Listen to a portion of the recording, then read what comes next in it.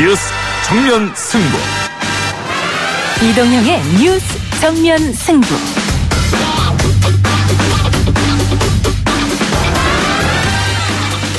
청취자 여러분 안녕하십니까, 이동형입니다. 2018년 5월 11일 이동형 뉴스 정면 승부. 오늘 출연자들을 미리 알려드리겠습니다. 1부에서는 대한항공 현직 기장과의 인터뷰가 준비되어 있고요. 2부 최강병기 코너에서는 조대진 변호사 그리고 아시아경제의 장영진 기자와 함께 더불어민주당의 새 원내대표 선출 그리고 북미 정상회담 장소 싱가포르가 갖는 의미를 주제로 이야기 나눠보도록 하겠습니다. 3부에서 우리 연애할까요 코너가 이어지는데요. 배우 남태우 씨, 텐아시아 김하진 기자와 함께하겠습니다. 4부에서는 지난 2016년이죠. 북한 여종업원 집단 탈북 사건과 관련해서 탈북한 식당 지배인과 또 여종업원들과 오랫동안 긴밀한 관계를 유지해온 구곡현 사장 모시고 당시 이야기 들어보도록 하겠습니다. 5월 11일 금요일 이동의 뉴스 정면 승부 시작합니다.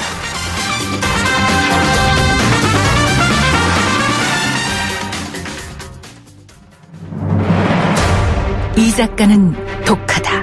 이 작가는 거칠다. 이 작가는 솔직하다. 이 작가는 눈치가 없다. 그는 할 말은 한다. 할 말은 한다. 정치 오타쿠 이 작가의 독설. 뉴스 정면 승부.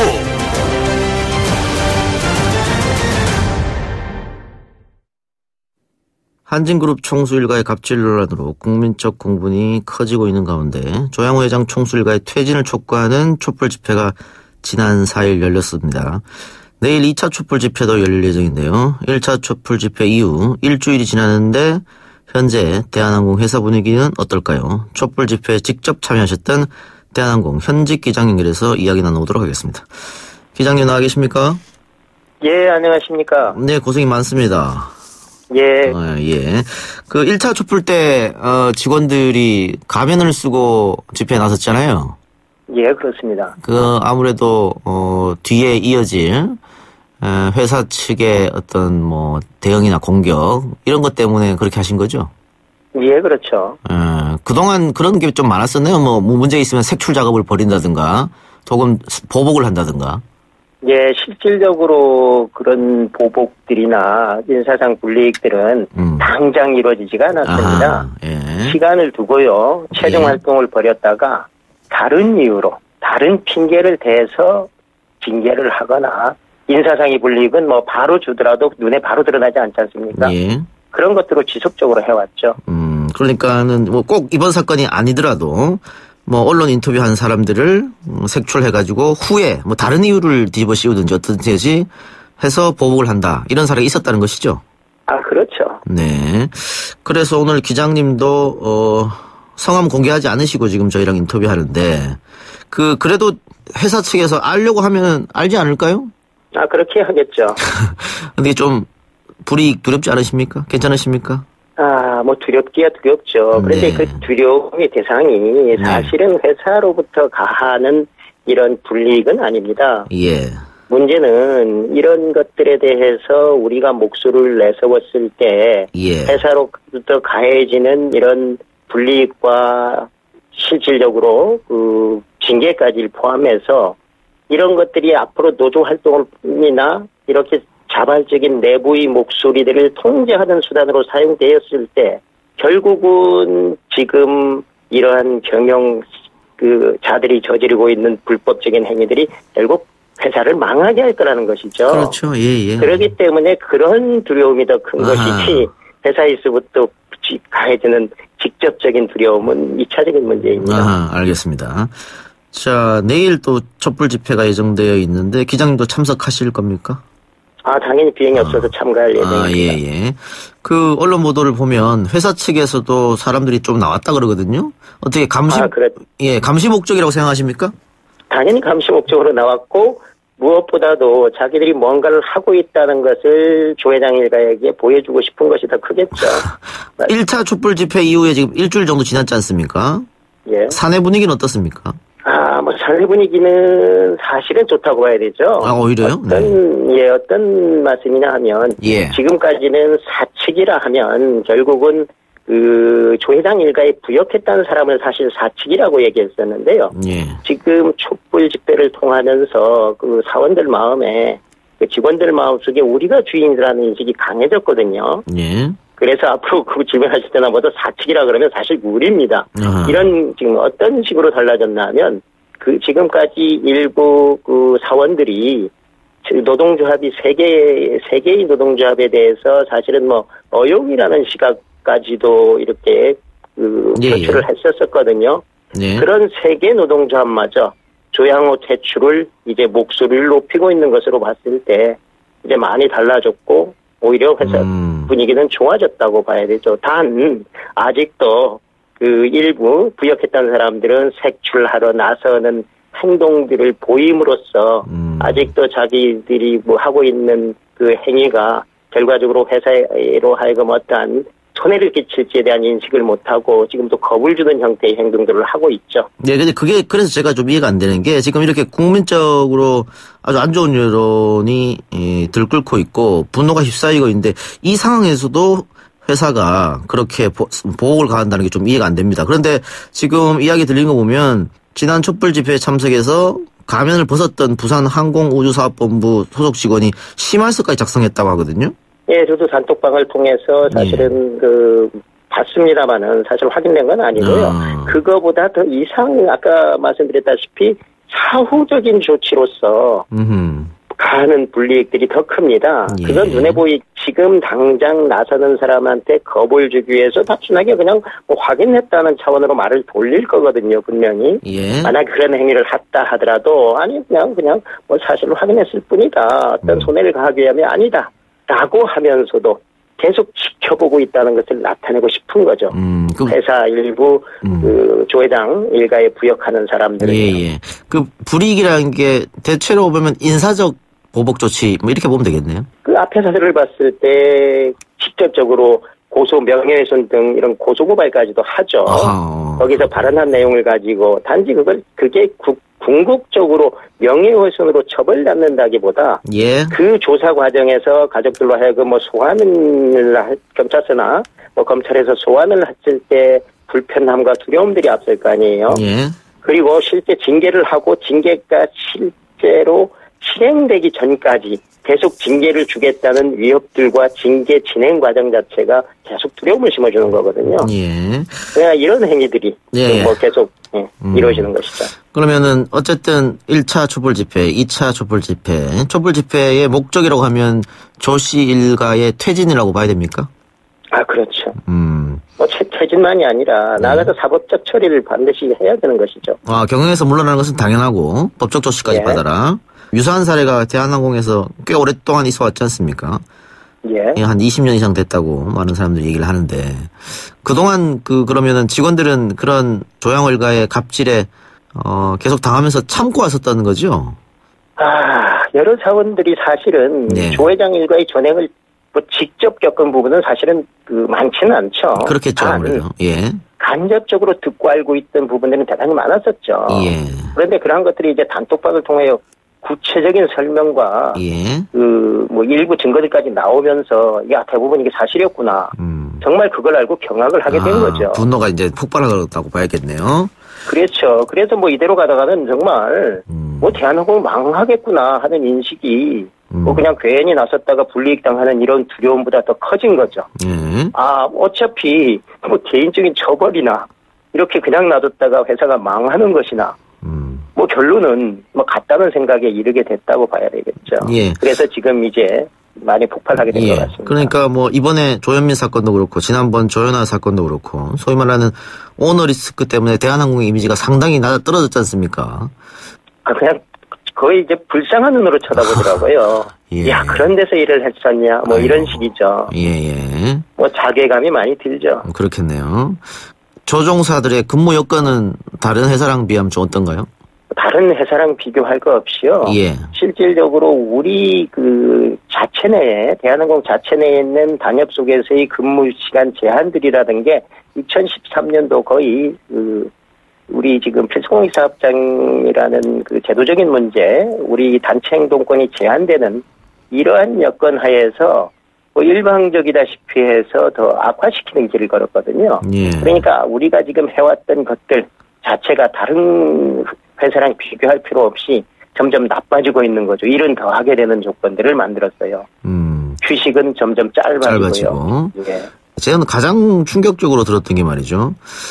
기장이나 부기장 조종석에 들어가서 고객들이 기내 면세점을 산 거, 그게 얼마 이상의 금액으로 사게 되면은 이 카드가 도난 카드인지 뭐 분실 카드인지 확인하기 위해서 조종사에게 이거 확인을 요구했었다, 이런 얘기 들리거든요. 그 사실입니까?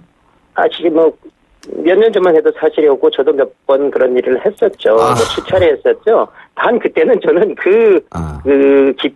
기내 판매 이 사업 자체가 대한항공이 하는 사업으로 알았었죠.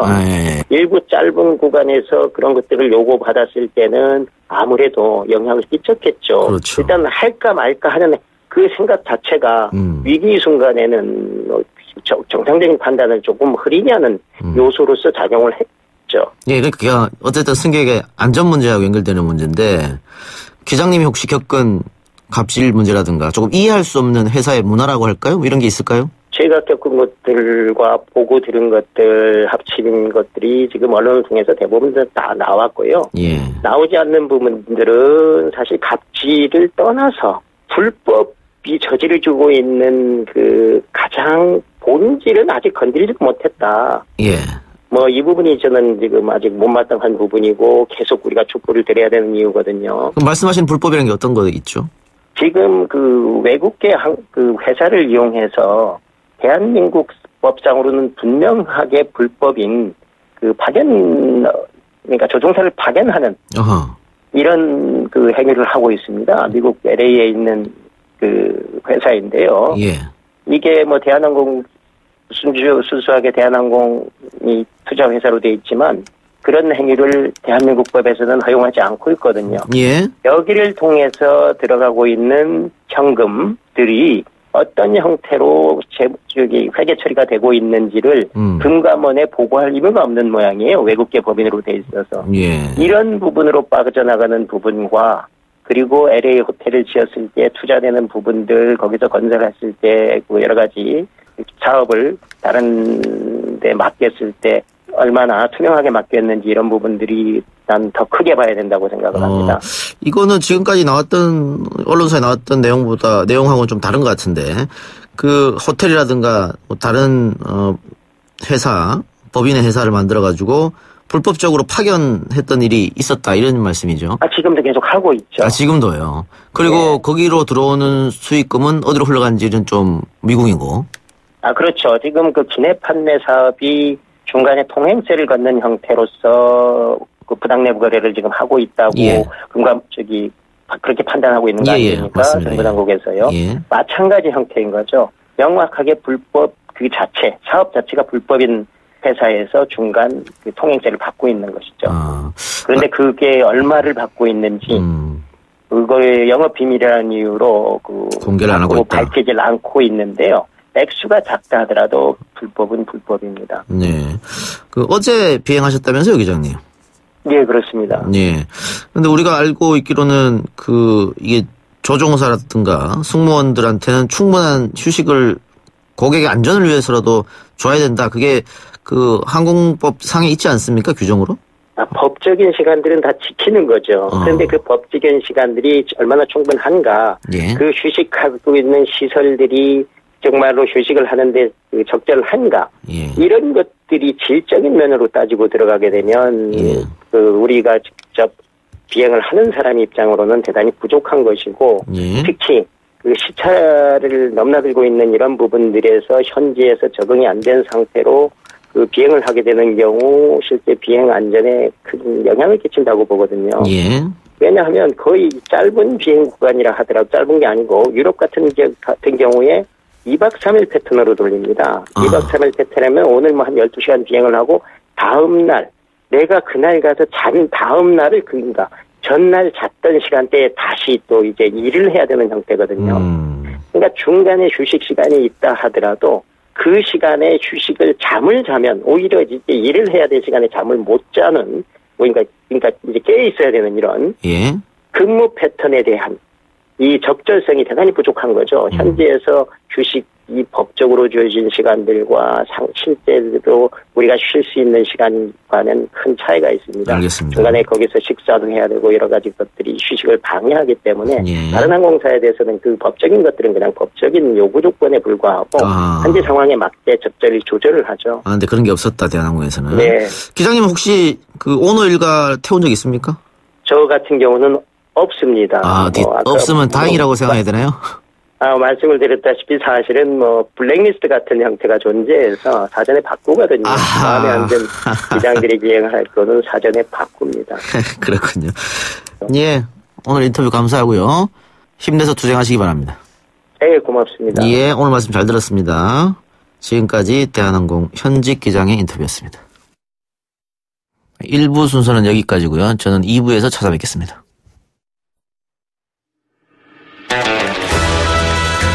딱딱하고 지루한 뉴스가 소설보다 흥미진진해지는 새로운 경험. 놀라셨죠?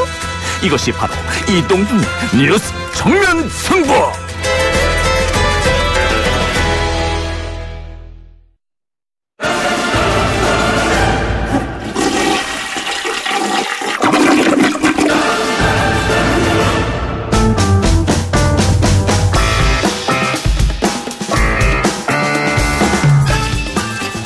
이동의 뉴스 정면 승부 2부 최강병기 코너 시작합니다.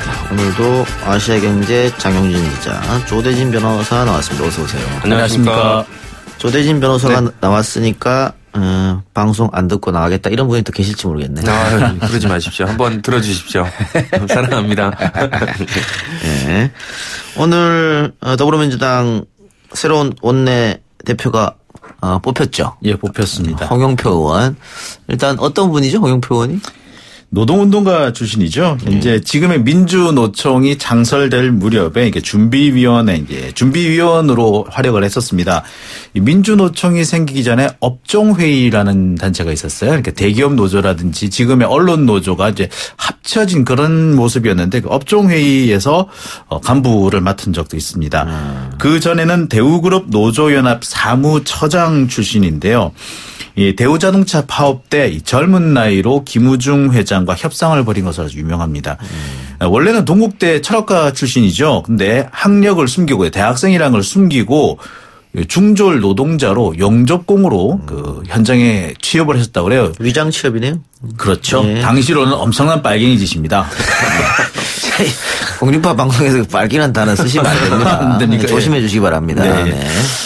그 당시로 근데 사실 그때 제가 이제 학창 시절이었는데 무시무시했었어요. 이렇게 위장 취업하는 사람들은 다 진짜 빨갱이다 이렇게 그런 얘기를 공중파에서 했어요. 그때는 진짜. KBS, MBC에서 했습니다. 예. 네. 지금 반송하신다고 하던데 어쨌거나 그런 출신인데요. 그 뒤에 이제 정치권으로 진출하셔가지고 지금까지 됐는데 이제 인천 부평에서 3선입니다. 원래는 재보궐선거에서 당선된 뒤에 내리 3선을 하고 계시죠.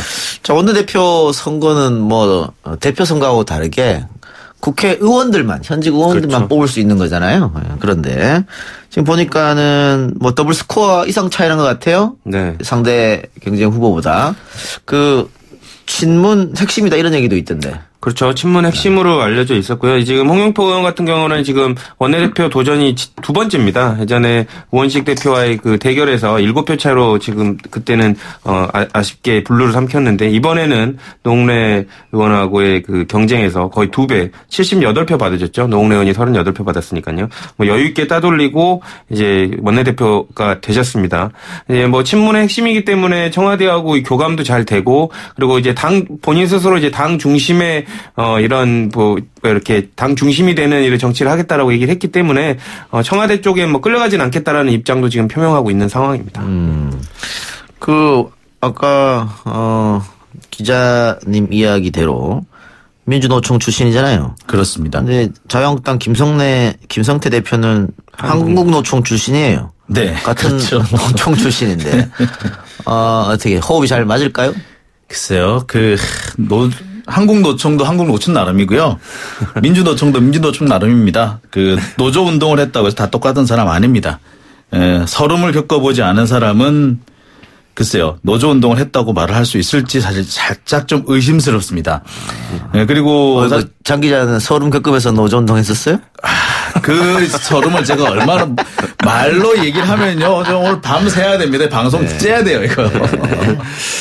그래요. 그러니까 같은 노총 출신이라고, 같은 노동계 출신이라고 하더라도 분명히 여야로 또 갈려있기 때문에 쉽게 호흡 맞추기 어려울 것이다. 그러나 오늘 홍영표 원내대표가 당선되고 첫 일정으로 김성태 원내대표 다시 농성을 찾아가서 손잡고 이야기하더라고요. 그렇죠. 그러니까 둘이 친분도 있고 이제 교점이 좀 많이 있습니다. 아까 말씀 주신 대로 같이 노동계에 뭐 한 명은 한국노총, 한 명은 민주노총 출신이라는 점도 공통점이지만 예전에 환노위에서 양당 간사로 여야 간사로서 또 활동을 했었고 또 나이도 비슷합니다. 그리고 선수도 3선 뭐 동일하기 때문에 어느 정도는 서로 설득하는 범주의 여지가 생길지 않을까라고 기대를 하고 있고요. 김성태 원내대표도 단식을 하면서 그 홍영표 의원한테 뭐 내 친구야 뭐 이런 식으로 얘기를 해서 기대감도 내비치기도 했다고 하니까 어느 정도 이런 부분들이 합이 맞을 수도 있을 것 같다는 생각은 좀 개인적으로 해봅니다.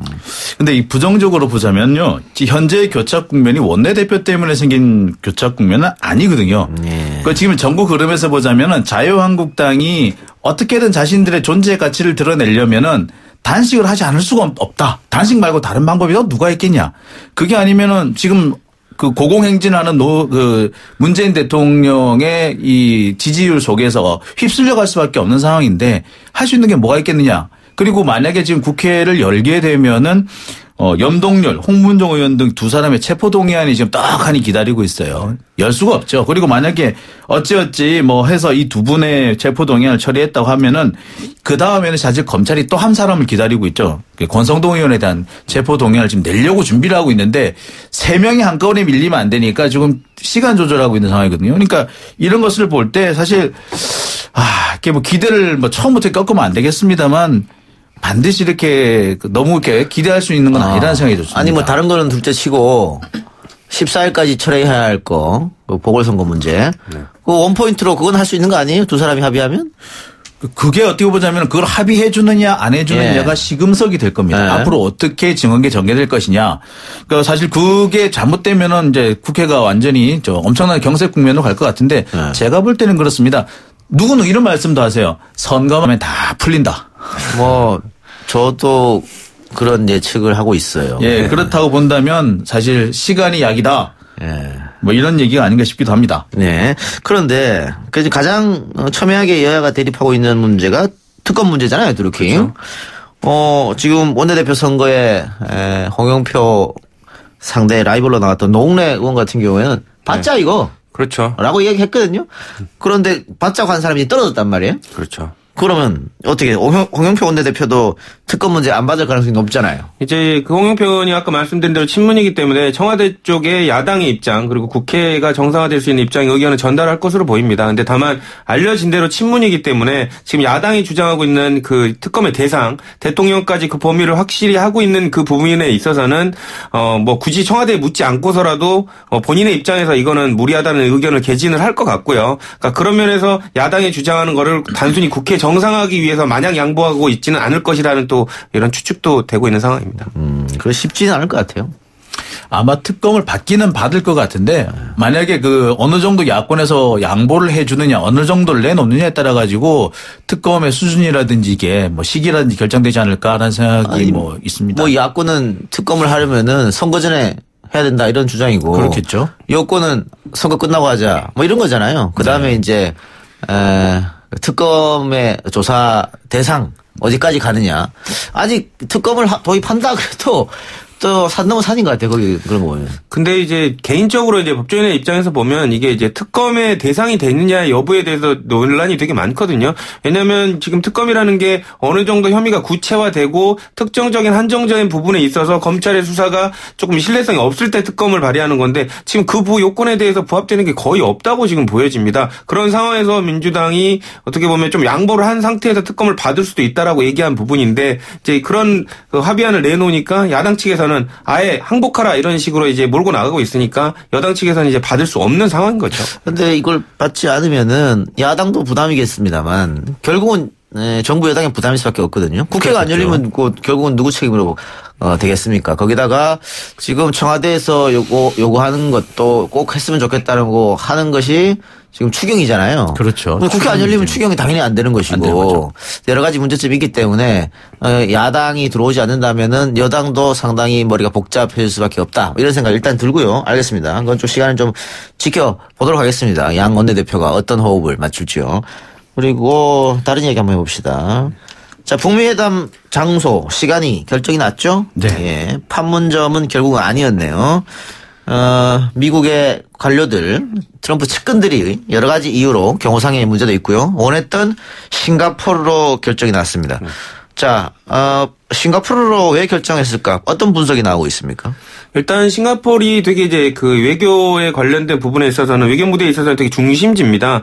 일단 미국과 북한 전부 다 그쪽에 이제 대사관을 갖고 있고요. 북한 같은 경우에는 75년부터 싱가포르랑 이제 공식 수교를 해서 뭐 무역에 관련된 부분이라든지 이런 거 외화벌이를 위한 수단으로 많이 사용을 하고 있습니다. 그리고 작은 도시하고 도시국가의 이미지하고는 다르게 시설이 아주 잘 갖춰 있습니다. 서울 같은 경우에는 5성급 호텔이 서울에 25개 정도밖에 없는데 싱가포르는 그 작은 나라에 50개가 넘는 5성급 호텔이 있거든요. 그리고 치안이 안전하다는 점, 그리고 또 여러 가지로 대사관이 아까 말씀드린 대로 이게 실무 준비를 하기에 아주 용이하다는 점들 때문에 또 무엇보다도 김정은 그 위원장이 비행기를 타고 날아올 수 있는 범주 안에 있다. 5,000km, 1000미 1호가 날아갈 수 있는 범위 안에 있다는 점에서 이게 합의가 된 것 같습니다.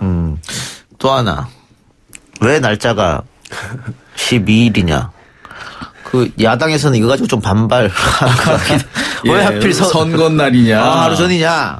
근데 사실 그건 따질 수가 없는 것이 뭐 우리나라가 대한민국이 그 협상 대표로 들어간 것이 아니라 북한과 미국인데 왜 거기에 영향을 받는다고 생각하는지 어떻게 보면 조금 안 맞는 거, 앞뒤가 안 맞는 걸 수도 있어요. 예, 북한하고 미국하고 협상했기 때문에 거기에 우리가 끼어들 여지는 없다는 건 사실적으로 맞는 말인데 다만 야당 입장도 이해는 되죠. 그렇죠. 이게 선거 하루 전날에 이런 일이 벌어지면 당연히 정부 여당이 플러스 알파가 되는 거 아니겠어요? 약오르겠죠. 그러니까 야당 입장에서는 당연히 좀 불만을 토로할 수밖에 없는 그런 상황인데 어쨌든 선거 전날에 이렇게 결정됐다. 그러면은 우리가 남북 정상회담 했을 때도 우리가 분위기를 봤지 않습니까? 그랬죠. 그 분위기 좋고 국민들 여론이 좋다는 거. 북미 정상회담에서 결과가 좋다면은 당연히 지방선거에 영향을 미칠 것 같은데요? 네. 그날이 어떻게 될 것인지를 봐야 되는데 또 시차도 좀 있고 하니까 결국에 아마 그 북미 정상회담이 끝날 때쯤이 되면은 투표 시작할 시점이 아닐까 하는 생각이 드는데 거기에 따라서 큰 변화가 있을 거라는 생각은 많이 들긴 합니다. 하지만 이거는 어디까지나 외부적 그 대한민국 영역 밖에서 벌어진 외부적 영향이기 때문에 이걸 가지고 갖다부터 하기는 어려울 것 같고요. 누구는 그런 얘기도 하시더라고요. 믿었던 트럼프한테 뒤통수 맞았다. 자유한국당으로서는 자기 편인 줄 알았는데 자기 편이 아니더라. 그런 얘기들도 있긴 하더라고요. 그러니까 일부에서는 이제 북미 정상회담을 판문점에서 도널드 트럼프 대통령도 판문점에서 할 것 같았는데 왜 이걸 싱가포르를 하느냐에 대해서 여러 가지 실무적인 이유도 있겠지만 저는 개인적으로 생각해 볼 때 또 다른 남북미 정상회담으로 그 그림은 판문점에서 만들기 위해서 이번에 판문점을 아껴놓는 거 아닌가라는 개인적인 생각도 한번 해봅니다. 그리고 자유한국당 측에서 생각한다면 만약에 6월 12일 날 판문점에서 북미 정상회담이 열렸다고 생각해 보세요. 망하는 거죠. 그거보단 낫다. 그거보단 나을 겁니다.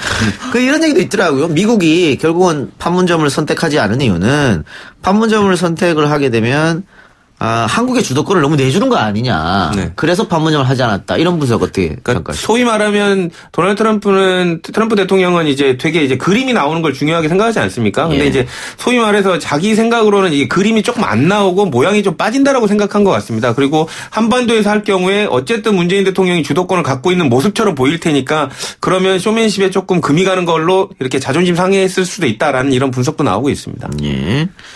하지만 경호상으로는 사실 판문점만큼 사실 좋은 데는 없어요. 그렇죠. 오히려. 예. 남북 정상회담 할 때도 두 정상이 모여서 어떤 음식을 먹냐. 냉면이 또 화제가 됐지 않습니까? 그래서. 그렇죠. 이번에도 그런 얘기가 나올 것 같은데. 네. 햄버거 말씀하십니까? 예. 트럼프 대통령이 우리 정상회담 햄버거 먹으면서 하자. 그랬었잖아요. 네, 이번엔 뭐 강제로 햄버거를 먹지 않을까 싶은데요. 그러니까 햄버거가 되게 지금 뭐 초미의 관심사가 돼 있는 상황이기 때문에 어쨌든 제 그 개인적인 생각 그리고 일부에서도 그렇게 판단을 하고 있는데 미국적인 뭐 이런 그러니까 북한이 지금까지는 접해보지 못했던 음식에 관련된 부분이 만찬의 내용으로 나올 것이다. 그래서 개방하는 그 의지를 확인할 수 있는 부분도 간접적으로 한번 표명을 할 것이다. 이런 분석도 좀 나오고 있습니다. 저는 정반대 이유로 아마 미국이 트럼프가 햄버거를 가지고 가지 않을 수도 있다는 생각이 듭니다. 만약에 이런 걸 상상을 한번 해보자고요. 이렇게 트럼프 대통령하고 김정은 위원장하고 나란히 햄버거를 물고 있다. 그러면은 전 세계 사람들한테 이미지의 변신을 주는 거는 누굴까요? 그렇죠. 예, 100% 김정은입니다. 네. 미국으로서는 그런 것을 바라지 않을 겁니다. 그래서 제가 볼 때는 글쎄요, 조금 햄버거는 아니지 않을까. 그렇죠. 그래요. 지금 요 북미 대화가 순조롭게 우리의 영원대로 끝이 난다면 남북미 회담을 열어서 종전선언을 할 것이다. 이런 얘기가 있고요.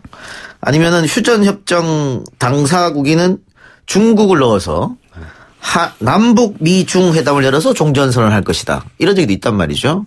북한 입장에서 나쁠 게 한 개도 없는 거거든요. 그렇죠. 예. 결국은 목적은 체제 보장이니까. 이게 제가 볼 땐 그렇습니다. 사실 중국 입장이 애매해요. 왜냐하면 원래 중국이 정전협정 당사국이기는 한데 1994년에 북한이 중국을 내쫓아요. 사실상. 네. 그렇기 때문에 여기에 다시 북한이 중국을 종전선언에 끼워 넣을 수 있을 것이냐. 사실 북한 입장이 애매모호해진 부분도 있습니다.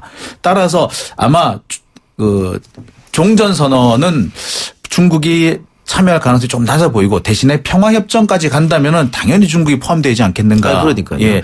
중국 입장에서는 지금 이렇게 남북회담, 북미회담 자신들이 한반도에서 굉장히 좀 소외됐다 생각할 수 있는 거 아니에요? 그렇죠. 그래서 40일 만에 다시 김정은하고 시진핑이 만났는 것일 수도 있는 거고 영향을 끼치고 하고 싶을 거지 않습니까? 그렇죠. 이때까지는 뭐 북한하고 우리 남한이 문재인 정부가 이제 뭐 사이가 안 좋을 줄 알고 그렇게 관심을 쓰지 않고 공도 안 들였는데 느닷없이 친해져 버리는 모습을 보고 이제 불안한 거죠. 그래서 수습을 하려고 오긴 했는데 어쨌든 지금 예측되는 바로는 중국이 어떻게든 이해 당사자 관계국으로서 낑겨서 가려는 의지를 지금 표명하고 있기 때문에 이런 과정에서 종전협정은 아니더라도 평화협정 단계에서는 최소한 얼굴을 디밀고 본인도 같이 주역으로 나오고 싶은 생각을 아마 하고 있을 겁니다. 예.